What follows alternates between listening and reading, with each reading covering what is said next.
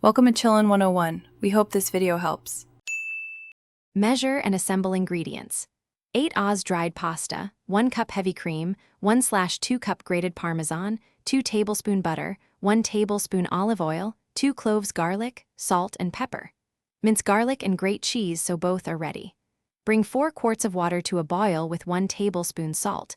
This seasons the pasta itself. Keep a 1/4 cup measuring cup by the stove to reserve pasta water before draining. Having ingredients prepped and water boiling streamlines the entire 25 to 30 minute process. Add the pasta to the boiling salted water and cook 8 to 10 minutes for al dente, checking the package and tasting at 8 minutes. Do not overcook. While pasta cooks, melt 2 tablespoon butter with 1 tablespoon olive oil in a skillet over medium heat and sauté 2 minced garlic cloves about 30 to 45 seconds until fragrant. Pour in 1 cup heavy cream and bring to a gentle simmer for 2 to 3 minutes. Then reduce heat and whisk in 1/2 cup grated Parmesan until the sauce is smooth and slightly thickened. Drain the pasta, reserving 1/4 cup of the cooking water, then immediately add pasta to the cream sauce and toss over low heat.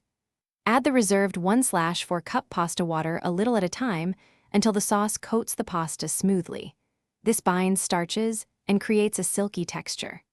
Plate and garnish with 1 tablespoon chopped parsley, 1/4 tsp freshly ground black pepper, an optional lemon zest 1 tsp or cooked protein, such as 6 oz sliced chicken or 8 to 10 shrimp.